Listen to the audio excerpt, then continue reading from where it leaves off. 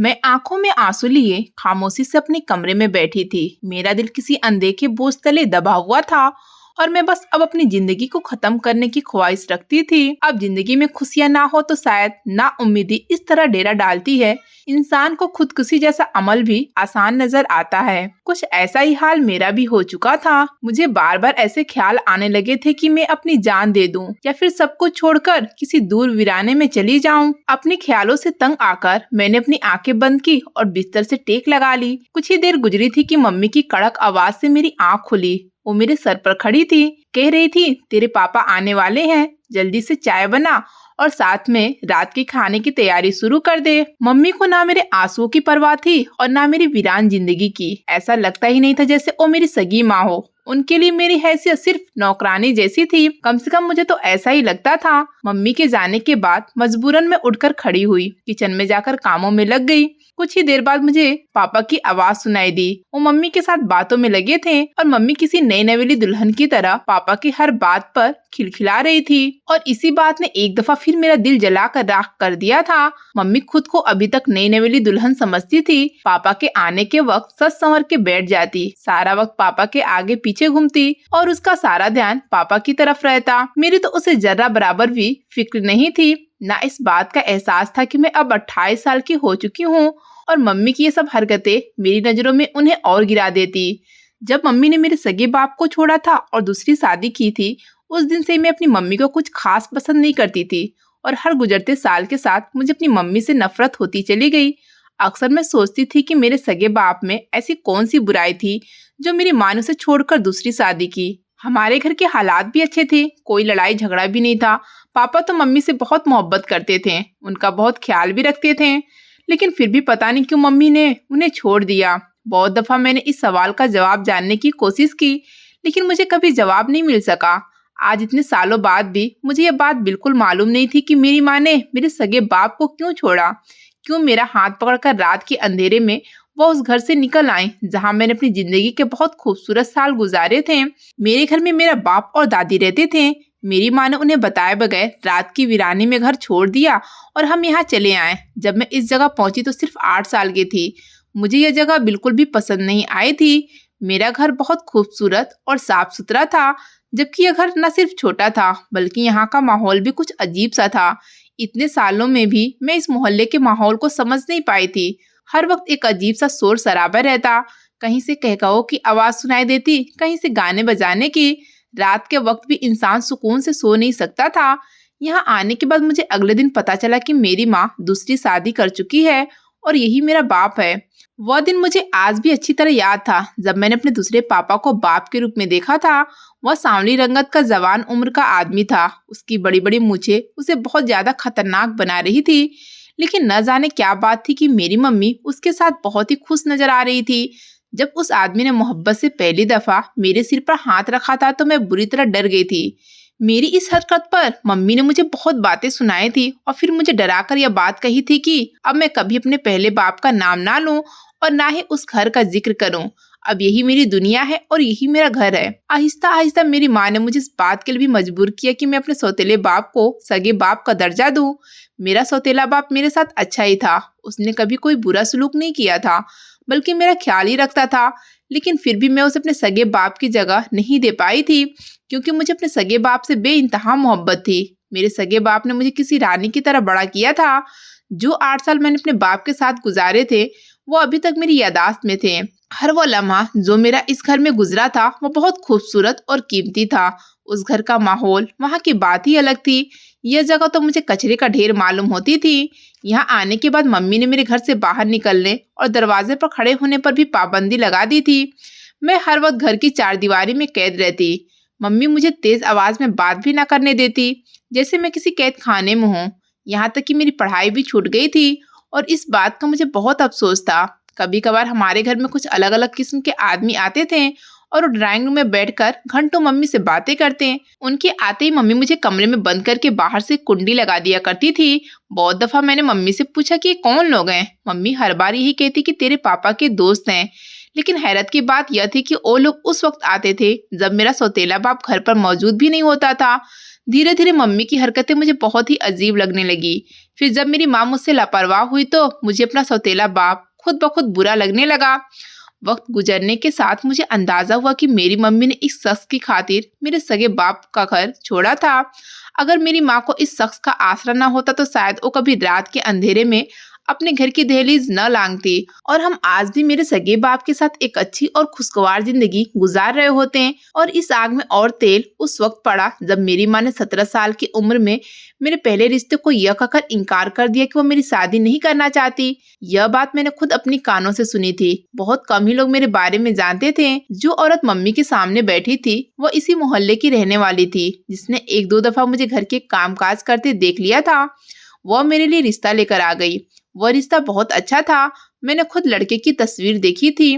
वो किसी हीरो जैसा लड़का था, मगर ना जाने क्यों मम्मी ने इनकार कर दिया। और उसके जाने के बाद मम्मी ने मुझ पर बहुत गुस्सा भी किया। मम्मी का कहना था कि मैंने तुझे 1000 बार कहा था कि किसी की नजरों में मत आना। देख ले, जमाने की बुरी नजर तुझ पर पड़ गई और तेरे लिए रिश्ते आने शुरू हो गए। मम्मी की यह बात मुझे बड़ी अजीब लगी थी। क्या रिश्ता आना कोई बुरी बात थी? लड़कियों के रिश्ते तो आते ही हैं। मगर मम्मी ऐसा बर्ताव कर रही थी जैसे कोई गुनाह हो गया हो। और फिर हर गुजरते साल मैंने इस बात को अच्छी तरह महसूस किया कि मेरे लिए आने वाला हर रिश्ता मम्मी के इनकार पर लौट जाता था। साथ ही मेरी सहमत भी आती थी। धीरे धीरे लोगों को मेरी मौजूदगी का पता चलने लगा था और इस बात पर मम्मी बिल्कुल भी खुश नहीं थी। कभी कभी मैं सोचती थी कि पता नहीं क्यों मम्मी दुनिया की नजरों से मेरे वजूद को छुपाना चाहती है। क्या मुझ में कोई बुराई है या फिर कुछ ऐसा जो मम्मी मेरी जात पर शर्मिंदा है? आखिर मम्मी को मेरी शादी में कोई दिलचस्पी क्यों नहीं है? शुरू में मुझे लगता था कि शायद मेरी कम उम्र की वजह से मम्मी मेरी शादी नहीं करना चाहती थी। लेकिन जब मैं 20 साल की हुई और मेरे साथ की काफी लड़कियों की शादियां होनी शुरू हुई तो मुझे एहसास हुआ कि मम्मी के इनकार के पीछे कोई खास वजह है। क्योंकि मम्मी इस तरह से इनकार करती थी कि कोई दोबारा पलटकर हमारे दहलीज पर आने के बारे में सोच भी नहीं सकता था।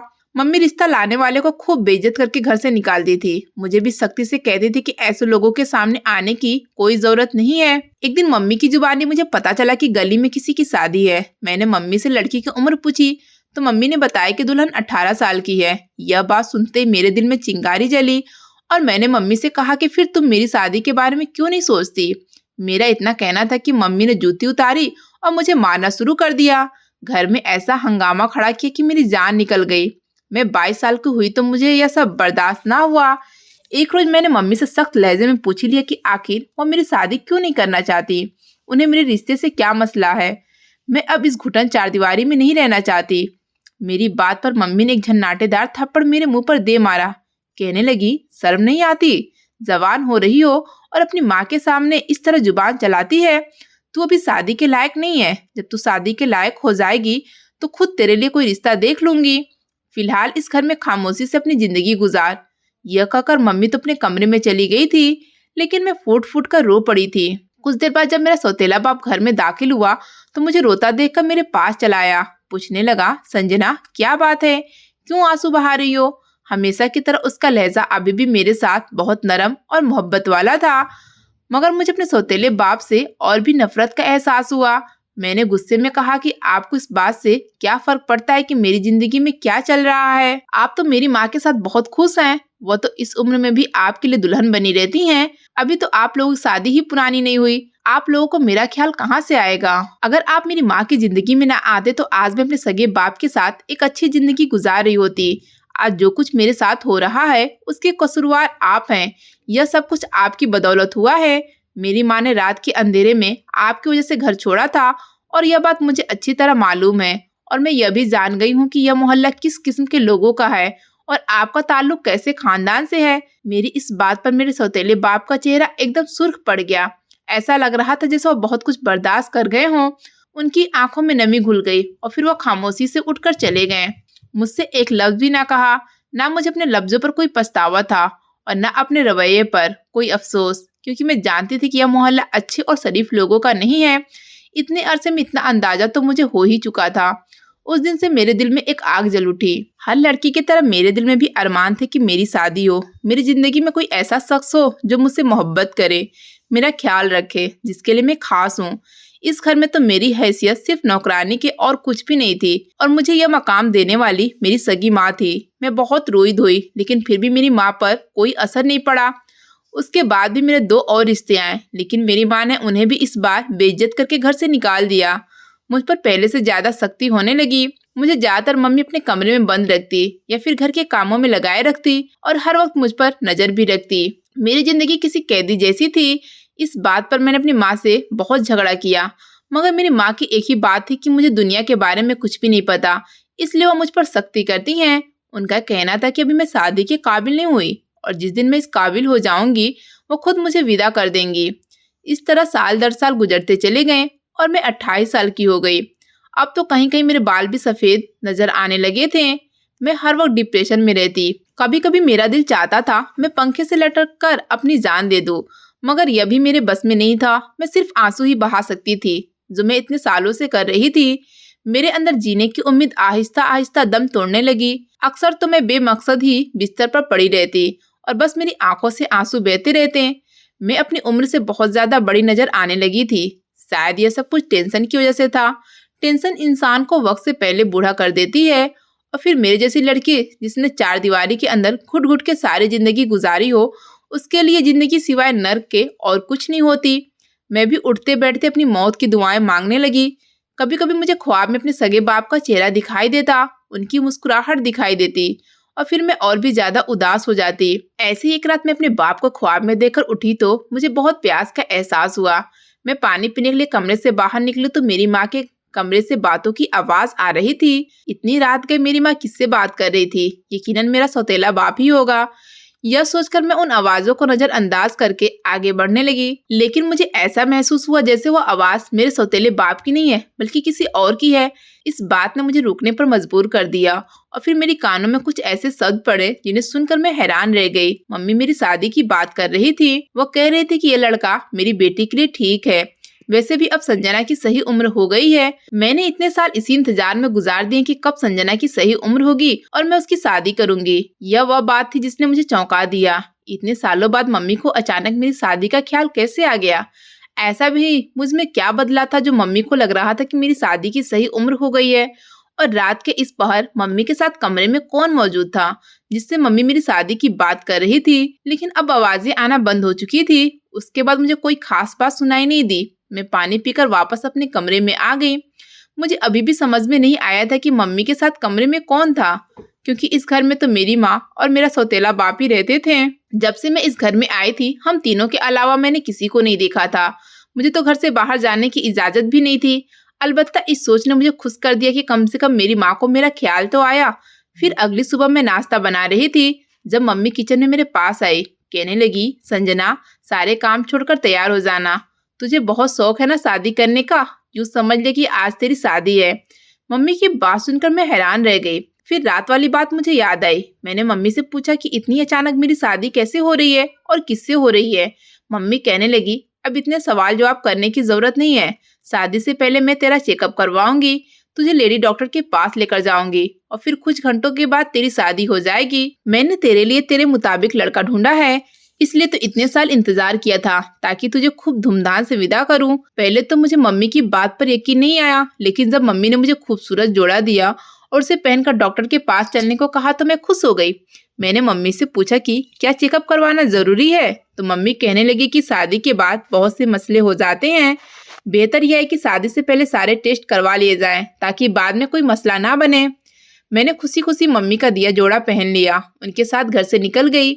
मेरी जिंदगी बदलने वाली है, मैं ये सोचकर इतना खुश थी कि अतीत की सारी बातों को भूल गई। मुझे तो यह भी याद नहीं रहा कि मेरी माँ इतने सालों से मुझसे लापरवाह रही। उसे कब मेरे वजूद की फिक्र थी। अगर उस वक्त मुझे कुछ समझ आ रहा था तो वह यह था कि अब मैं शादी करके इस जगह से दूर चली जाऊंगी। मेरा अपना घर होगा, अपनी जिंदगी होगी, मुझ पर कोई रोक टोक करने वाला नहीं होगा। मैं अपने पति को मोहब्बत से अपना बना लूंगी और सब कुछ ठीक हो जाएगा। हम दोनों माँ बेटी घर से निकल पड़े। मेरे सौतेले बाप को मैंने सुबह से नहीं देखा था। जब हम घर से निकले थे तब भी वो कहीं नजर नहीं आया था। मुझे लगा कि शायद हम डॉक्टर के पास जा रहे हैं, इसलिए मम्मी ने पापा को साथ नहीं लिया। मम्मी ने गली के कोने से रिक्शा लिया और हम दोनों उसमें बैठकर बहुत दूर का सफर तय करने के बाद एक छोटे से क्लिनिक के आगे रिक्शा रुका। मम्मी ने उसे पैसे दिए, फिर मेरा हाथ पकड़कर क्लिनिक में दाखिल हो गई। वहाँ एक लेडी डॉक्टर पहले से बैठी हुई थी और हैरत की बात यह थी कि पूरे क्लिनिक में और कोई भी मरीज नहीं था। मैंने मम्मी से पूछा कि यह जगह इतनी वीरान क्यों है?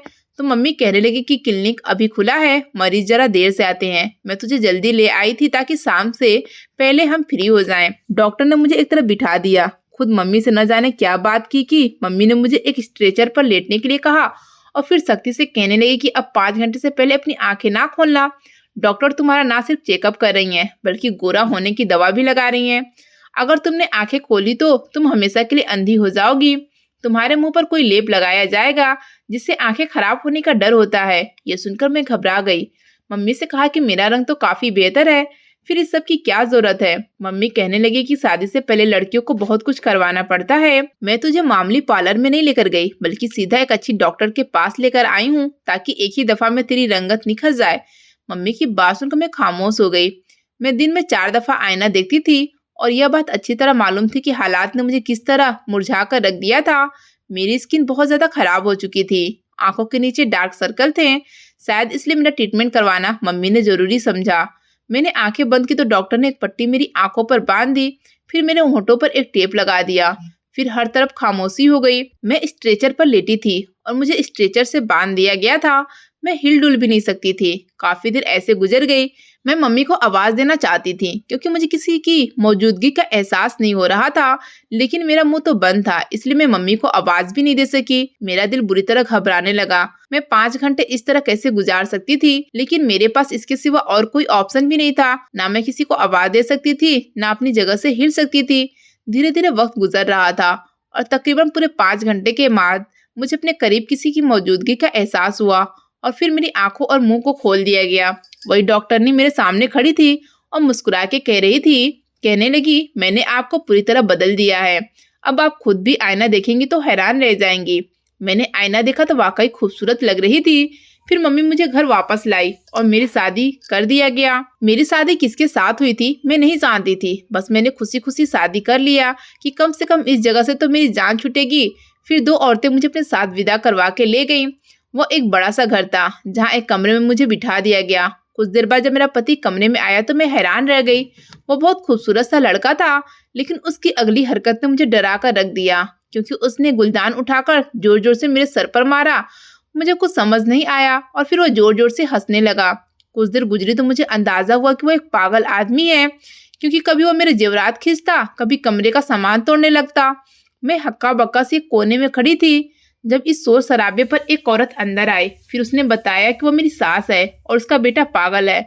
डॉक्टर ने कहा था कि अगर उसकी शादी हो जाएगी तो यह ठीक हो जाएगा, इसलिए उसने अपने बेटे की शादी मुझसे करवाई। और हैरत का पहाड़ मुझ पर उस वक्त टूटा जब मुझे पता चला कि मेरी माँ इस बात को जानती थी और उसने पैसों के बदले में मेरी शादी करवाई है। मैं एक मुसीबत में से निकलकर दूसरी मुसीबत में फंस गई थी और मैं यह सोच भी नहीं सकती थी कि मेरी सगी माँ मेरे साथ इतना बुरा करेगी। कुछ बेवकूफी मेरी भी थी। मैंने आंखें बंद करके अपनी उस माँ पर भरोसा किया जिसने सारी जिंदगी कभी मेरी फिक्र नहीं की थी। मेरी आंखों में आंसू आ रहे थे। मेरी सास कहने लगी, मेरा बेटा हमेशा से पागल नहीं था, बल्कि अपने बाप की मौत पर इसकी ऐसी हालत हुई है। अगर तुम इसे थोड़ी सी मोहब्बत दोगी तो ये बिल्कुल ठीक हो जाएगा। उनकी बात सुनकर मैं खामोश हो गई। फिर मैंने आहिस्ता आहिस्ता उनके पागल बेटे को संभालना शुरू कर दिया। मगर यह बात मैं अब भी नहीं समझ सकी कि मेरी सगी माँ ने मेरे साथ ऐसा क्यों किया।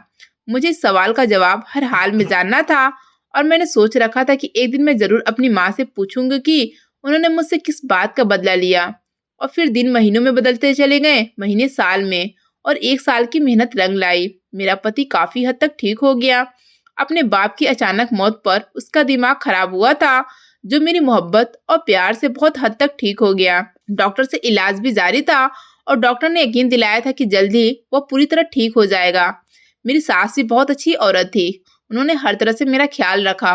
और फिर एक दिन मैंने अपनी सास से इजाजत ली और अपनी माँ के घर पहुंच गई, क्योंकि मुझे अब उस सवाल का जवाब चाहिए था। मैं अब कमजोर नहीं थी, मेरे साथ मेरा पति था। लेकिन अपनी माँ के पास जाकर तो मैं बिल्कुल हक्का बक्का रह गई, क्योंकि यह वो औरत नहीं थी जिसने मुझे विदा किया था।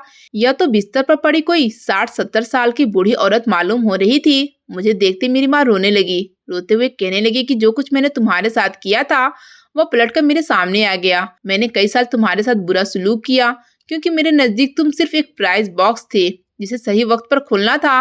लेकिन मुझे नहीं मालूम था कि जब यह प्राइज बॉक्स खुलेगा तो उस वक्त मुझे कैंसर जैसी खतरनाक बीमारी हो जाएगी और अपनी जिंदगी का आखिरी वक्त गुजार रही होंगी। मैंने तुम्हारे बाप से सिर्फ और सिर्फ पैसे की खातिर शादी की थी।